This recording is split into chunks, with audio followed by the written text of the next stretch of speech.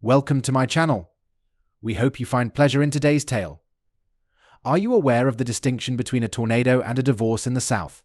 There's no difference in both scenarios. Someone loses a trailer. Robin Williams initially pursued forensic medicine and earned a doctorate in molecular biology. At the start of my career, I worked in an FBI lab and later served as a pathologist in a prominent hospital for several years. However, I grew weary of reporting to a superior. Therefore, when I turned 40, I established my own company, RHT Labs, focusing on DNA testing. My full name is Robert Henry Thomas, and I offer dependable DNA testing services to government entities, corporations, lawyers, and private clients. My passion for science was inspired by my mother, while my business savvy came from my father.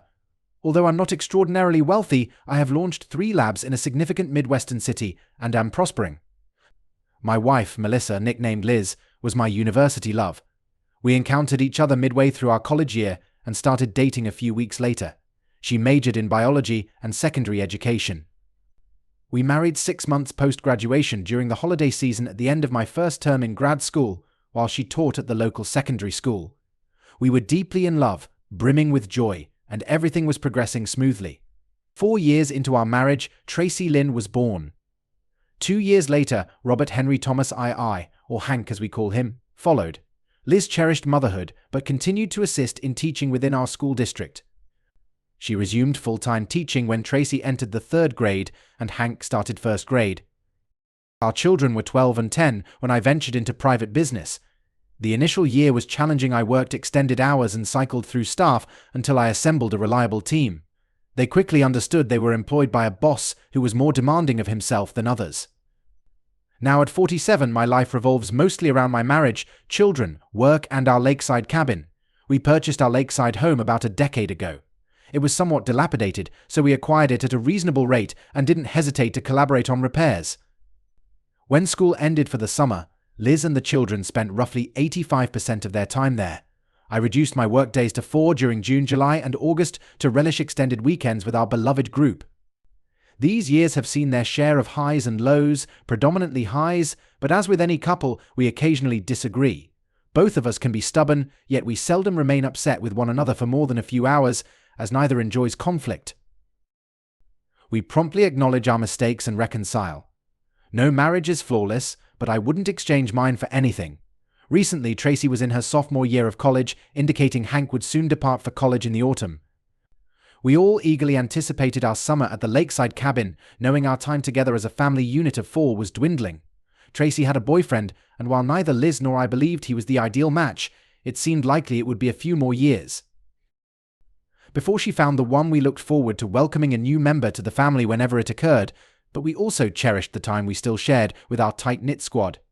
It was late spring, and Liz had spent the last 2 weekends at the lake preparing the house for the season.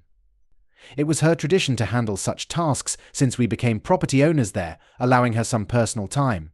This ensured the cabin was arranged to her liking, and she could spend evenings reading and enjoying a glass of wine, undisturbed by myself or the children. Back home, the 2 of us maintained our own traditions, like attending a baseball game at the beginning of the season in St. Louis or Chicago every Sunday evening. When Liz returned from what she termed preparation weekends, she appeared slightly unusual. I couldn't pinpoint exactly what it was, but my wife was definitely not herself. The second Sunday, when she returned in the same state, I inquired if she was all right. She snapped at me, which was rare, and stormed out of the room. I thought it best to keep my distance for a few hours before heading to bed. She apologized for her behavior. "I'm sorry, Henry, I shouldn't have been so harsh with you earlier. Please forgive my impolite behavior." "Of course, Liz," I responded. "Forgive me if I upset you in any way. I was just concerned that you weren't quite yourself." "I'm fine, Henry," she replied, not looking at me. "Maybe I'm just a bit exhausted from all the work at the lake." "All right, dear. How about a back scratch?" I suggested. "That would be perfect," she murmured. "Liz enjoys it when I scratch her back." After a few minutes of innocuous back scratching, my hands began to roam. We were still very physically close and active. Sometimes the kids would come down for breakfast and see us grinning, holding each other tightly. More often than not, it's Tracy who tells us shush or please go to your room, and Hank slightly blushes and chuckles. Usually when she returns from the lake, she is cheerful. Tonight, when I began to initiate, she did not even turn over, just sighed deeply and said, "Thanks for the scratching, darling. but not tonight. Okay, I wasn't shocked. I've been declined as many times as any typical man, but given our recent interaction, it surprised me. Unfortunately, I soon discovered what was troubling her. If you live in the Midwest, you face the risk of tornadoes, just as with earthquakes in California or hurricanes on the East Coast. Residents of our region are acutely aware of the threat tornadoes pose. Night never brings the question of if but always when and where. This year, it was our turn. A third-grade tornado can reach wind speeds of up to 250 km/h, while a fifth-grade tornado can exceed speeds of 300 km/h. On Monday evening, after Liz's second trip for groceries, a third-grade tornado struck about a kilometer from our house. I immediately called our neighbors at Lakeview, Eric and Bev Parsons. Their home was approximately 100 meters from ours. They were retirees and resided at the lake year-round. Eric answered after the second ring. "Henry, we've just had a terrible storm here. Are you and Bev okay, Eric? Is there anything I can do for you?" "We're fine, Henry, thanks for asking. No serious damage nearby. I quickly checked your house and found a few broken windows, lots of branches and other debris scattered around, but nothing major. The rain has stopped. So I boarded up your windows this morning. You don't need to rush over here tonight, thanks, Eric. I'm glad you're okay. I'll come over first thing in the morning. I'll bring you a dozen donuts with Krispy Kreme as a token of my gratitude. Save your money, Henry. Bev will just find those darn products and make me throw them out. She's adamant that the food she considers unhealthy is simply intolerable. Sometimes it drives me crazy. Well, maybe I'll just bring them over and leave them with you at home. I'll call when I'm on my way if I need any help. Well, this might work, Henry. Good night, and see you in the morning. I informed the office that I wouldn't be there for a couple of days. Truth be told, they probably got more done without me. My assistant, Shelby, told me she wasn't sure how they would manage without me, but they would try. Liz offered to come and help me. But as soon as I explained that we had escaped most of the serious damage, she decided to stay home and work. We also realized that leaving an 18-year-old alone for a couple of days would be inadvisable if he was looking for an opportunity to misbehave. I headed to the lake and spent the next couple of days assembling and preparing to install 3 new windows. Eric came over and helped me with some of it, and I did the same for him. If anyone did eat any donuts, I'm not saying. It was noon on Wednesday, and most of the major cleanup was done. Liz had positioned the trash bin next to the mailbox before leaving on Sunday, as our trip to the lake was set for Tuesday. Due to the storm, its contents were still strewn about the yard, and the bin itself had been blown into the street. Rolling it back into place, I began the final core of collecting the scattered items from the lawn. I was nearly done when I spotted something that looked like a Ziploc bag at the far end of our property. Upon closer inspection, it indeed turned out to be a clear plastic bag. There was nothing odd about that, but the contents seemed to be discarded clothing. I picked it up and saw items resembling one of Liz's swimsuits, a blouse and panties. When I opened it, a blend of scents hit my nostrils. Human sweat and other bodily fluids had been sealed inside for at least 3 days. Remember, I work with DNA analysis. I recognized a familiar odor from handling similar scents in our labs. I examined the blouse. 4 of its 6 buttons were missing. Both the swimsuit and panties were marked with dried semen. I felt my lunch rising back up my throat, though I did my best to suppress it. How could this have happened? Liz and I hadn't been together at the lake since Thanksgiving weekend, and as far as I could recall, it was a big family gathering, so intimacy was not on the agenda. I knew enough to understand that the items had been in the bag for no more than a few days. Nearly 25 years of marriage, built on love and commitment, was now shaken to its core. I brought the newfound items to the porch, sat down, and forced myself to think. Clearly, Liz knew I wouldn't arrive at the lake until Tuesday morning when the garbage collectors came. There was no need to conceal anything, as it all would have vanished long before my first visit in spring. But who? But our house was far enough from Eric's to allow someone to come and go unnoticed. I also remembered how Liz seemed unsettled when she returned from both weekends. Was it because she was coming home after being with him? How long had she been unfaithful? Was it someone local, or did they meet here? Was it a colleague, a neighbor? Was he clean? Could I have contracted a sexually transmitted disease? My head was spinning, and I found it hard to breathe. I tried to stay composed, but it wasn't easy. I wasn't in the right state to return home. After an hour, I made an instant decision. I called Liz to say I needed to handle a few more things here and that I had already had a few beers. It would be safer if I stayed overnight and returned to the city early in the morning. The lake house was just an hour's drive, so I could leave at 6 a.m. and be in the office by 8. I'm glad there wasn't too much damage, Liz said when I told her my plan. I just wanted you to come home tonight.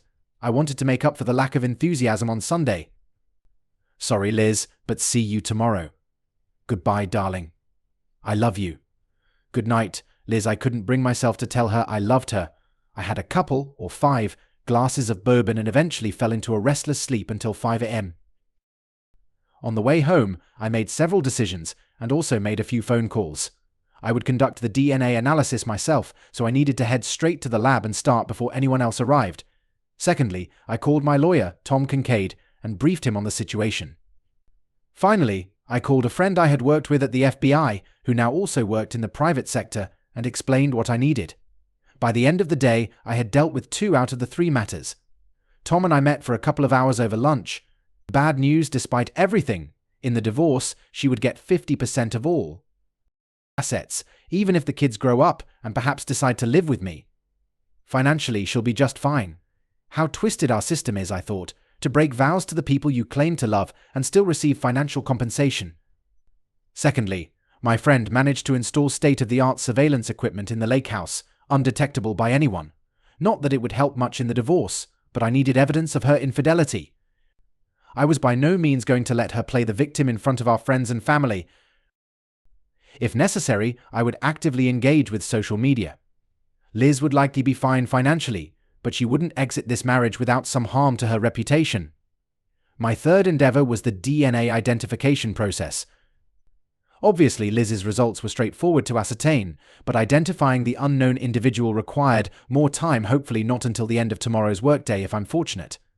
I came home, hugged the kids, and gave Liz a peck on the cheek. Everyone was curious about my day. I had taken photos on my phone, so everyone gathered around, looking over my shoulder as I narrated the events. Despite her deceit, it was evident Liz was concerned about our second home. She cherished as many wonderful memories there as the rest of us, and we had been together for a long time. I continued speaking in a calm tone, striving to maintain my composure. She stood so close, viewing my phone, that her scent filled my nostrils. Typically, this would start to arouse me. Tonight, it just made me feel sad. I had purposely taken a photo of the garbage scattered around the yard before returning. I edited the picture to make the zippered bag slightly larger in the frame. Despite my anguish, I decided a little sleight of hand wouldn't hurt. Look at all this trash. You wouldn't believe how much I had to collect and pack, I said, lingering a second or two longer on this photo. I felt Liz tense for a moment. Later that night, as we got into bed, Liz reached out to me. I think she sensed my tension when she hugged me and pulled closer. Are you okay, Henry? What's wrong, honey? Usually, I would turn over and we would talk almost nose to nose. Tonight, I just turned away from her. Just tired, I lied. All this work at the lake house, then last night I drank too much, then early morning and a long day. Thank you for taking care of all this, Henry. I know it was hard. Maybe I should have gone with you and helped. It's okay, Liz. But I really think you should go there next week after you finish school on Monday and make sure the windows were installed correctly and everything meets your standards. I think we would all feel relieved knowing that you're here and taking care of our family's interests. Of course, Henry. I've been thinking about that too. I'll stop by after school. Our last workday will be half a day, so maybe I can be back by Tuesday evening. Don't rush, Liz. I just want to make sure everything is as you like it. You mean more to me than anything. If she caught any of the hints I dropped, she didn't show it. Her hand slid down my torso. How about I help you feel better, my loving husband? Now, I must pause for a moment and say with relative certainty that I have never in my life refused sex with Liz. To me, she has always been the most beautiful woman in the world. Her appearance, her intelligence, her personality, it was all captivating. And if I could breathe, I would be ready for sexual pleasures. Tonight, I was barely holding back tears. I'm sorry, Liz, but I'm completely exhausted. She stopped her caresses, and I heard a quiet sigh escape her lips. Oh, of course, Henry. You need to get a good rest. I love you. I love you too, I replied, pausing the word love and hoping it would go unnoticed. Lying in the darkness, I realized that my marriage was probably over. I couldn't simply abandon my love for Liz, but I would never trust her again. She had evidently found something lacking in our relationship and filled it with another man. She lied to me and betrayed our family. She never left the house anymore unless I questioned where she was going and who she was meeting. The thought of her spending 4 days a week at the lake house without me was utterly unbearable. Whoever he was in our lake house with my wife, probably in our marital bed, where they were having sex. No, I couldn't tolerate such disrespect. At 4:30 a.m., I stopped tossing and turning. Liz was deeply asleep when I took a shower, dressed, and headed to the office, unusual for a Saturday, but not unprecedented. She called me around 7 a.m., and I forwarded the call to voicemail, a rare action for me. She texted, "Hope you got some rest and are feeling better. I love you." I didn't reply for an hour, then wrote back, "Sorry, last-minute rush on an important order.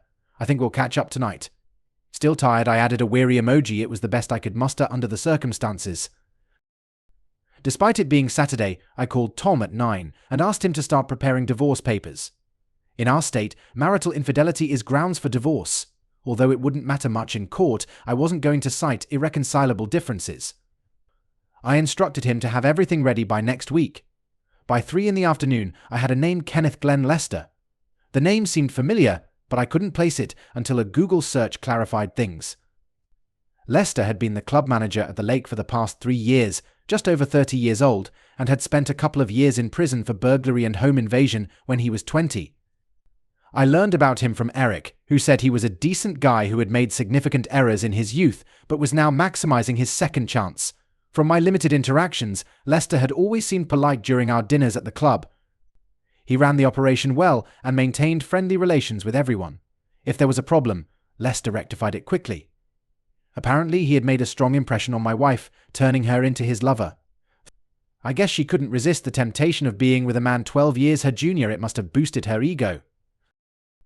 I wasn't sure how I'd spend the next 2 days until Liz went to the lake. My sadness was evolving into anger, and I feared I might lash out at her. Fortunately, the school baseball team Hank played for had several games that weekend, allowing me to attend them in the evenings. Liz would probably be at one or both games, and being together in public would be easier than being alone at home. I could have worked extra hours every day without raising suspicions. If Liz asked, I could simply say I was trying to avoid accumulating work before I started going to the lake house in a couple of weeks. Getting into bed would pose a different problem, but I was resolute never to be intimate with my unfaithful wife again. I had no idea what Lester might have transmitted to her, and I wanted no part of it, regardless of how much time had passed. Those were tough 2 days. Liz continued attempting to compensate for her guilt, and my excuses seemed unconvincing even to myself. By Sunday evening, her disappointment had morphed into anger. "I hope by the time I get back from the lake house, you'll pull your head out of your ass." She hissed at me before pulling the blanket over to her side of the bed. "Good night on Monday. I got up early and left without saying goodbye." Hank texted me on the way to school that morning, "Dad, I heard Mum crying this morning. Is she okay?" "It's tough right now, Hank, but I'm sure she'll be okay." "Love you, Dad, love you, son." I placed the phone on the table and shed tears myself. How had life unraveled so quickly? Later, after lunch, Liz sent a sarcastic message: "Thank you for the warm and loving wishes today. You're such an idiot. Be careful, Liz. See you soon. Remember, try to make everything to your liking. That's the most important thing. As you wish." That same evening, with Hank out with friends, I watched a live feed from the lake house, provided by my FBI friend. On our living room couch, cuddled closely together, were my loving wife and her lover, Lester the gardener, as I had bitterly nicknamed him. Her head rested on his shoulder as he stroked her hair. "Do you really think he knows?" she asked. "I don't understand how he could, babe. It's only been since Thanksgiving and just 8 times. We've been too discreet. I don't see how he could find out." "I'm sure you're right, but he's been acting so strange since he came back last Thursday after the storm. He even turned me down 3 times for sex." "Well, let me help make up for the lack of attention." Lester smirked, his hand resting on her shoulder and lightly grazing her chest. "Lester, please. I enjoy how you turn my world upside down in bed, but I truly love my husband and our family. I'm not willing to lose that. We both know this is just an affair. It's not love, and it never will be. For all I know, you're probably involved with at least 2 or 3 other married women." "You're right, Liz. I don't want to pretend to be anything more than a fun distraction. Nonetheless, I do genuinely care about you and don't want you to suffer. By the way, if you don't mind my asking, was I the first man you've been with outside of your marriage? I'm not judging, just curious." Liz fell silent for a moment. Damn it all, I thought. I didn't believe it could get any worse. There was one more, about 5 years ago. He was the new administrator in our county, and he was quite attractive. I don't know what came over me, but for some reason he chose me and I didn't resist. We were together for about 6 months before I came to my senses. To be honest, I caught him with the vice principal of the school. I slapped him so hard, I think he saw stars for a couple of days. Mike Jensen. I thought to myself, that slimy bastard was so smug sitting next to me, and now I know why. He had been with my deceptive wife. Remind me never to cross you, Liz. By the way, honestly, I'm also seeing Julie Mitchell and Kim Ferguson. I know you don't care as we're just having an affair, but I want you to know none of us have any venereal diseases. I'm very careful. Nice to meet you, buddy. I knew about Julie. Kim is kind of a surprise as she seems like such a nice girl. Well, since we both know it's just casual, I'm tired of my man neglecting me all week. So why don't you take me to bed, darling, and make me feel like a real woman? I switched to the hidden camera in the bedroom and watched for about 10 minutes, which was 9 minutes longer than I thought I could handle. They were tearing each other's clothes off and going at it intensely. My loving wife gave her boyfriend an amazing performance, after which he lifted her onto the bed, positioned her on all fours, and started engaging with her from behind. She moaned and breathed heavily between moans. She begged him, "Yes, right here. Please. Oh, so good. Yes, please, right here, hard." I turned it off, went to the bathroom, and vomited. On Tuesday, I texted Tracy and told her that Hank and I needed to talk to her at noon. I shared the painful truth with my children. It broke my heart, but I couldn't sugarcoat the situation or pretend that what their mom had done was false. I was sad and cried most of the time. They both cried too, but eventually said they would try to understand and support. I told them that I was going to give their mom a chance to come clean to me on Wednesday evening. If she did, we had a small chance of salvaging something. Obviously, they wouldn't be able to reveal what they knew if they talked to their mum. Tracy invited Hank to stay until the end of the week, as he had no school commitments and she was going to summer classes before returning home. I thought it was admirable of her to think of her younger brother when her own heart was broken. When Liz walked in the door around 4, I was waiting for her in the study. I was sitting in my leather chair, sipping bourbon, carefully. She glided across the room, dropping her purse and a bag, intending to plop down on my lap, I guessed.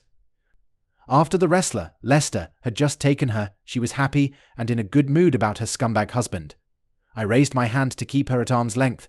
She noticed the very serious expression on my face. "What's wrong?" Henry. I motioned towards the couch. "Please have a seat, Liz. Can I offer you something to drink?" "No, I'm fine, but now please tell me, Henry, what the hell is wrong? Oh God, are the kids okay?" "The kids are fine, Liz. No need to worry." I noticed she relaxed slightly upon hearing this. "Unfortunately, things will probably go downhill from here."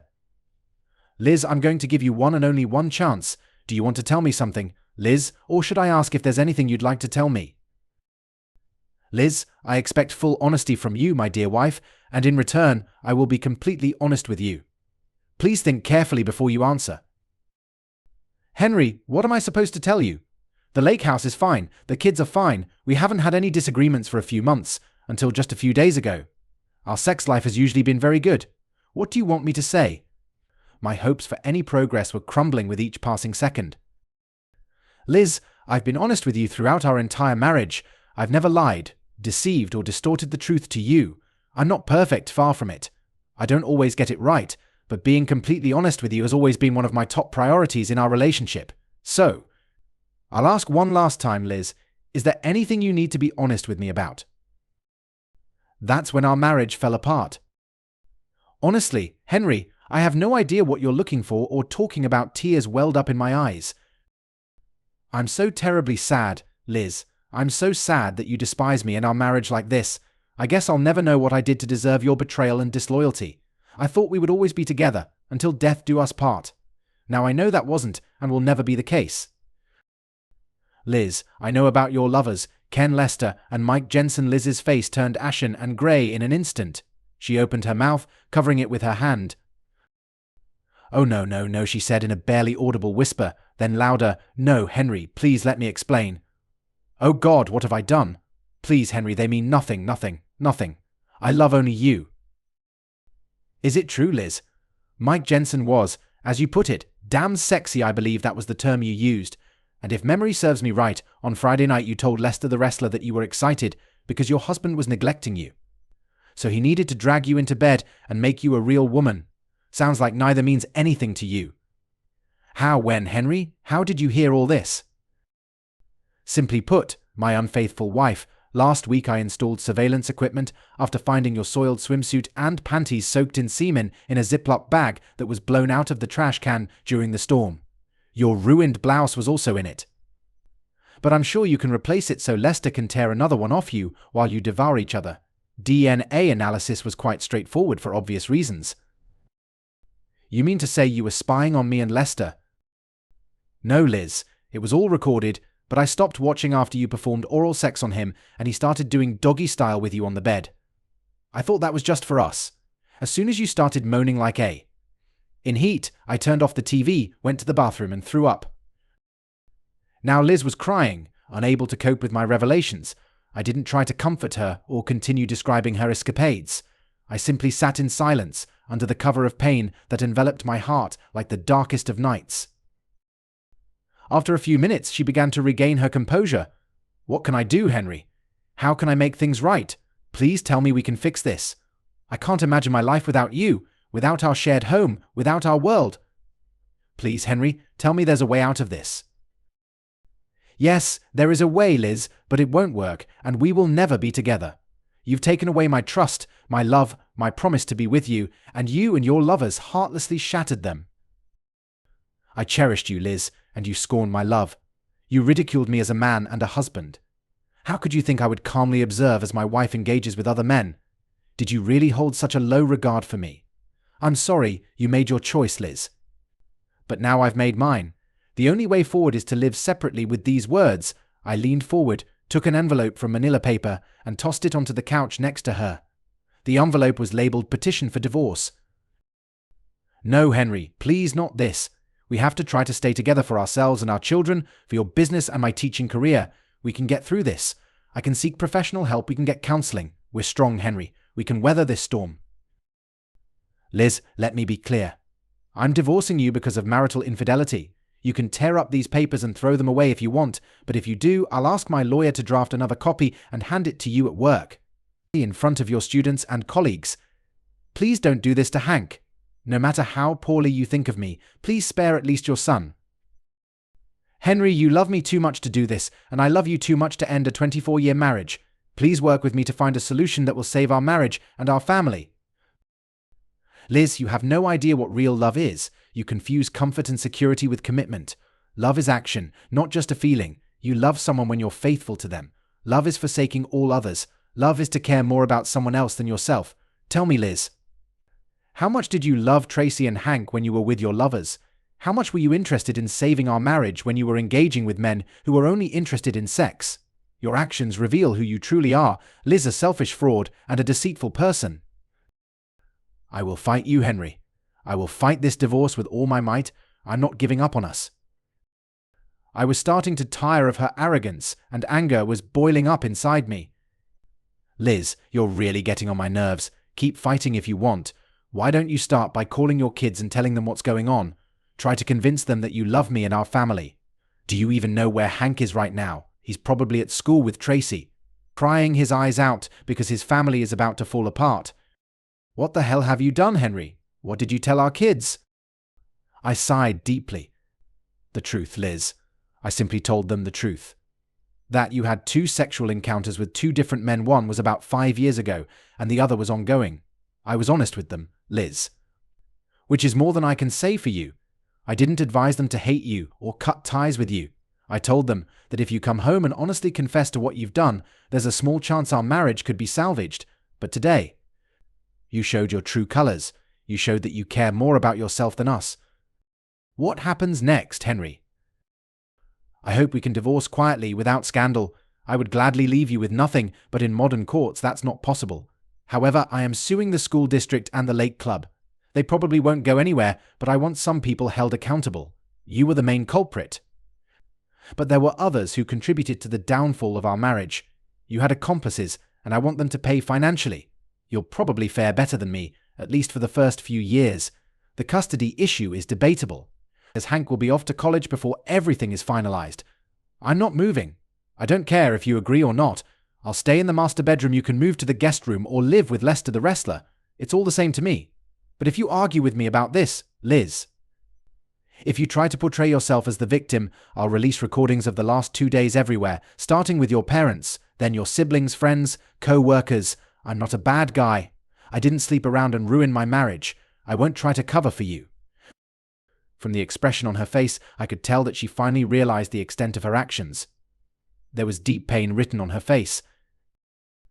I'm so sorry, Henry. I know you're deeply hurt by what I've done, but can I ask you to hold me for a few moments? I feel so lost. I stood up and began pacing the room, then stopped. I'm sorry, Liz, but I'll never touch you again. Liz struggled with this for a while, but ultimately it was inevitable. The divorce was settled, with each receiving roughly 50% of the assets. Henry's lawyer, Tom, was right. You can betray your spouse and still, the court may not penalize your infidelity as one might expect. Fortunately for Henry, the kids were adults, so child support wasn't required. His company thrived, so even with the financial payout, his finances remained stable. Liz wanted them to jointly maintain the lake house, but Henry refused. Eventually, they agreed to place it in trust for Tracy and Hank, splitting it 50/50 for each of them. Perhaps someday Henry would return there to play with his grandchildren, though he doubted it. The lawsuits led nowhere, but the angered members of the club fired Lester and drove him out of town. Julie Mitchell's and Kim Ferguson's husbands received a small portion of the recording where Lester confessed to being involved with both their wives. Both couples got divorced. One evening, Mike Jensen was brutally beaten as he left the gym where he worked out 3 weeks later. It happened again. He decided to move. No one was ever connected to the assaults. Henry and Liz sold the house. Both now live in apartments at opposite ends of the city. Henry met a woman he often goes out with but still feels shy around her. There are rumors of divorce, and Liz's reputation keeps her from going out in public. Tracy and Hank see both parents, though their relationship with their mother remains strained. Every time a tornado siren sounds, a sad smile crosses Henry's face, and he shrugs. Liz sits and cries. Only a tornado can stir up a real storm. Thank you for being with us and listening until the end. If you found it interesting, please subscribe, give us a like, and leave your comments. We'll see you on the Cheating Stories channel.